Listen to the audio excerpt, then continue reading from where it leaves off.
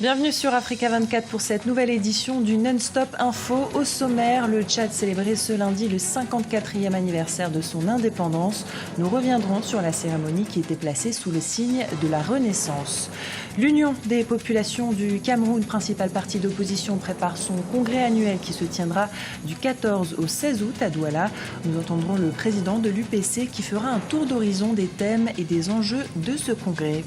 Et puis nous parlerons football avec la qualification de deux équipes congolaises pour les demi-finales de la Ligue des champions de la CAF. Roger Itoto, ancien international de RDC, analysera pour nous cette victoire congolaise. Tout de suite, direction le Tchad qui fêtait ce lundi ses 54 ans d'accession à l'indépendance. Des festivités ont eu lieu dans plusieurs villes du pays. Dans la capitale Djamena, la célébration était placée sous le signe de la Renaissance. Explication avec notre correspondant au Tchad, Daniel Aboki. Le Tchad célèbre son 54e anniversaire d'indépendance.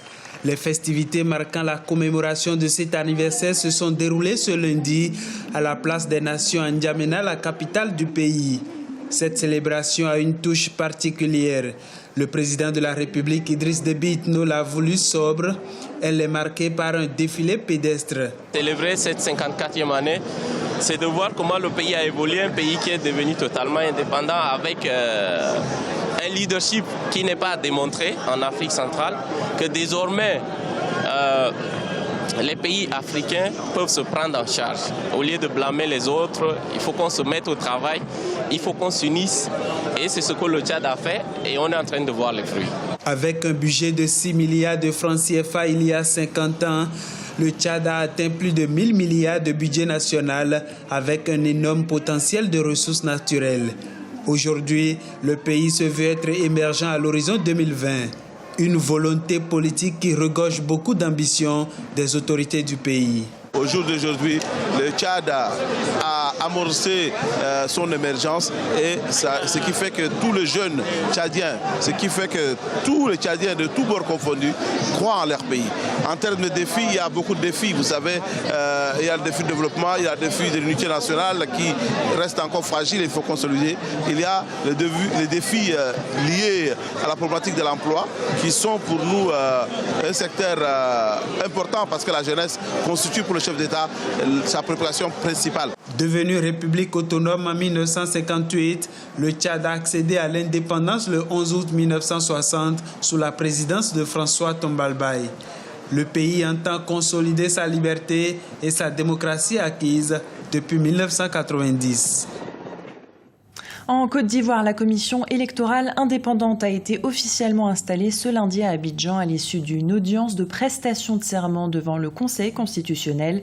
Le comité compte 17 membres, dont un représentant du président de la République, des représentants de l'administration, des partis au pouvoir, de l'opposition et des représentants de la société civile. Mais l'opposition dénonce une commission électorale déséquilibrée au profit du pouvoir. L'Union des populations du Cameroun, principal parti d'opposition, prépare son congrès annuel qui se tiendra du 14 au 16 août à Douala. Son président Alexis Desmassamé nous propose un tour d'horizon des thèmes et des enjeux de ce congrès annuel, placé dans un contexte particulier entre tensions sociales et célébration du centenaire de la résistance nationale. Charles de Jouvenel. L'Union des populations du Cameroun, UPC, prépare son congrès annuel qui se tiendra à Douala les 14, 15 et 16 août 2014. Le thème de cette rencontre sera, selon le secrétaire général de l'UPC, Albert Moutoudou, un parti fort pour un mouvement social fort.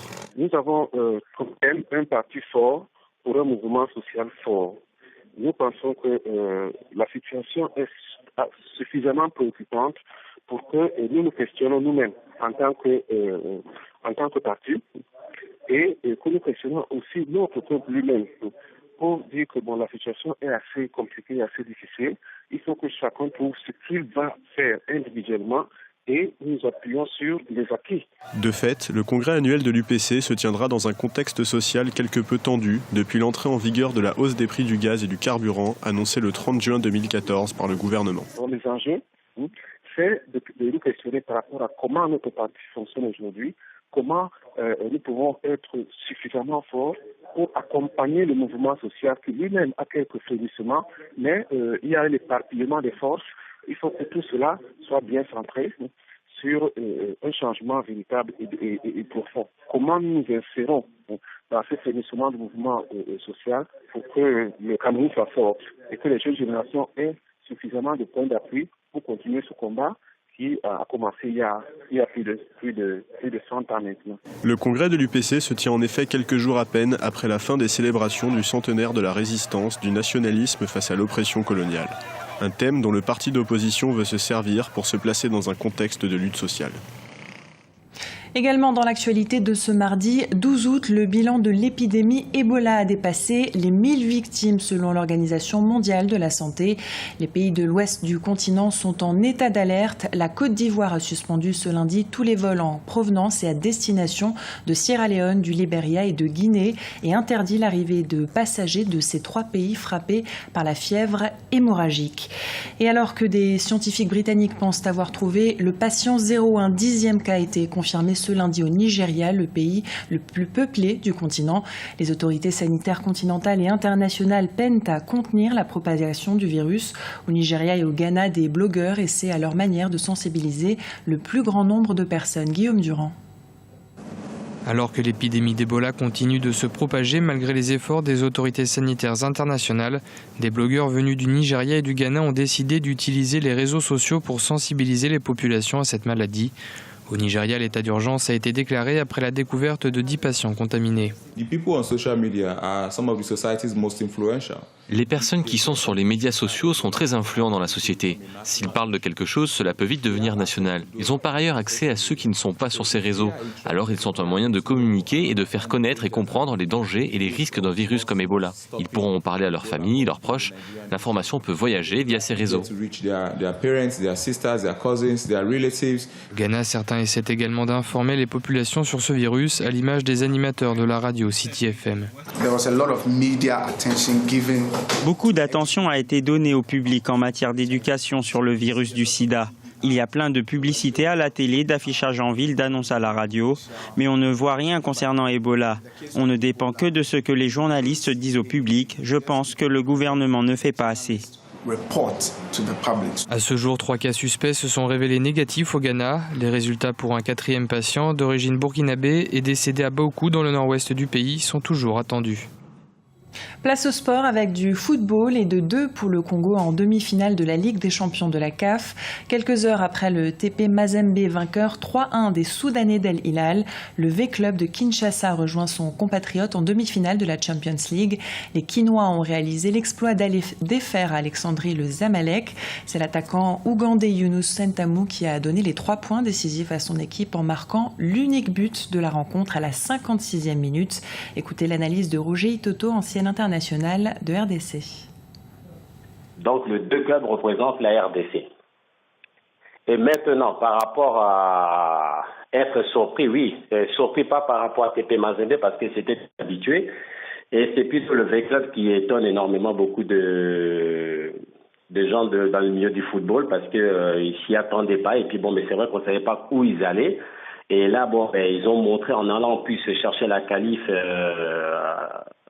contre l'équipe des Zamalek en gagnant 1-0. Donc oui, en tant que Congolais, on est tous complètement très très fiers de 2 équipes, 2 frères ennemis. Et donc c'est grâce à il faut pas oublier ces 2 grands présidents qu'ils ont, les 2 équipes, en parlant de Général Amissi et puis de Moïse Katumbe. Et donc ça montre que le football congolais est en train de renaître petit à petit. À présent, place à l'actualité culturelle et direction l'Algérie. La ville de Sidi Bel Abbès abritait du 6 au 10 août la 10e édition du Festival international des danses populaires. Cette année, les organisateurs ont convié une troupe folklorique venue de Palestine avec l'objectif de véhiculer un message de paix tout au long des festivités. Guillaume Durand. Le Festival international des danses populaires de Sidi Bel Abbès en Algérie s'est tenu du 6 au 10 août 2014.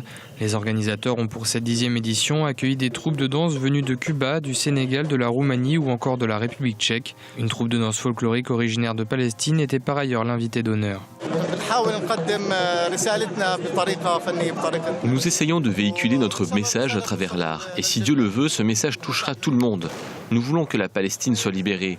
Notre message pour le monde, c'est que nous sommes de braves personnes qui ne demandons qu'à vivre comme le reste du monde, dans la paix et la sécurité.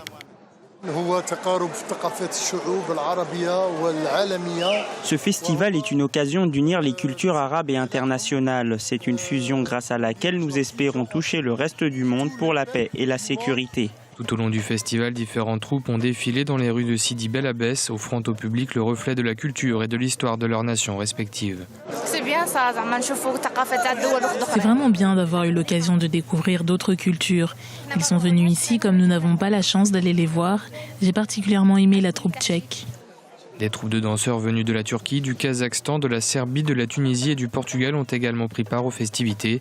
À travers cette fusion de cultures, les organisateurs espéraient promouvoir un message de paix.